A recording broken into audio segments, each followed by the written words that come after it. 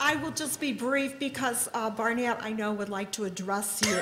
So thank you so very much for this honor. We are humbled when you look at the past honorees and tonight with Mick and with John. And I'm so impressed with these wonderful young people and this Michaela who's on stage with us.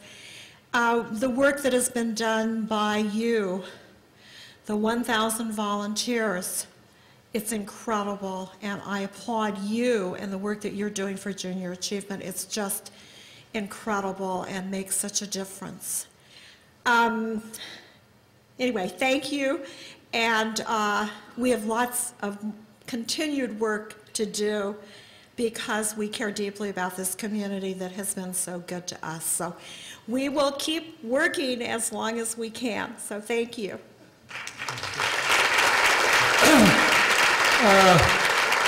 Like Mike Haverty said, you know, when you look at the list, and of course I have to especially mention Ewing Kauffman, as you know, he was one of my mentors, and I was pretty awed with this list. And frankly, I was really flattered till I found out that Mike Haverty was going to be honored. But, you know, that's okay. It's almost perfect, Mike. Anyway, you know, I have a little bit of an uncontrollable sense of humor. So anyway, you know, this is wonderful. I wake up many mornings and I think, why me? You know, why am I in this country? Why am I in this city? Why are we so lucky?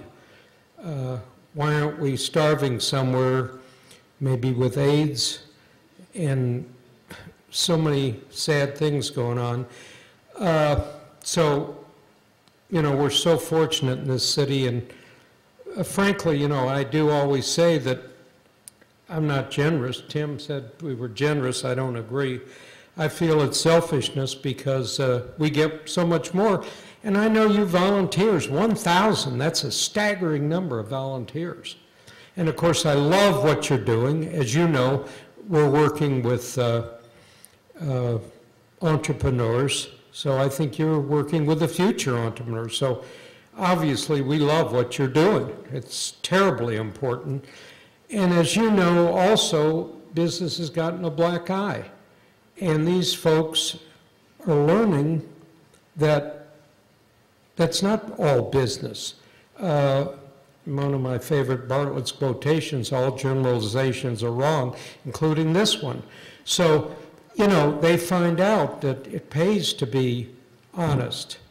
And no matter how, if you want a long-run business, that's what we teach at Rockhurst. And as you know, I've had a lot of fun at Rockhurst.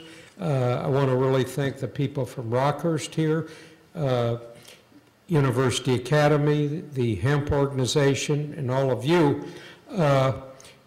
I do have to correct one thing Mike Haverty said. Sorry, Mike. But behind every successful man is a surprised woman. That's the correct wording, Mike. Anyway, sorry to, you know, disagree. But anyway, you know, it's pretty staggering to be up here and to have this honor. It's much more staggering to me to have so many wonderful people you love. And as you know, the greatest part of doing these things and getting out here in the community is the people you meet. And that's the fun of it. So it's just great. It's so nice to see so many old friends, new friends. And Mike quoted a couple of very valuable things, so I'd like to quote our dad. But first, I do want to thank my brother as well as my wife. They both have backed me totally. And I won't tell you what they say behind my back and in front of me.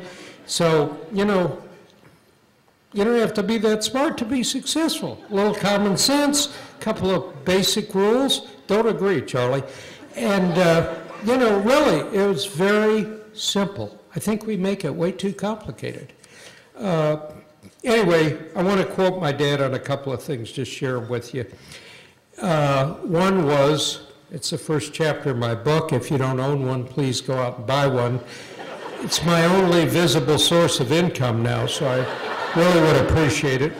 But the first chapter is about controllables, and my dad taught us that you don't talk about the things you can't control. Depressions, recessions, 10-inch snowstorms, you use your entire brain power and time to talk about what you control. And we would almost get kicked out of the house if we'd say, well, everybody's at the ball game, or it's a holiday, or everybody, you know. That didn't go, and it was very clear. And so that's the first chapter of that book you're going to buy tomorrow. The other thing he told us, and I think it really applies to these times, and you have to figure it out. And here's what you have to figure out. Something that seems bad comes along. And he always said, you were kicked upstairs. Well, how was I kicked upstairs? I got diabetes. Is that kicked upstairs? Yeah, I always say, thank God I have diabetes. I got to work out and I can't weigh 500 pounds. You've got to figure out why. And in these times, you're going to see more entrepreneurial new businesses started, and that's historically true.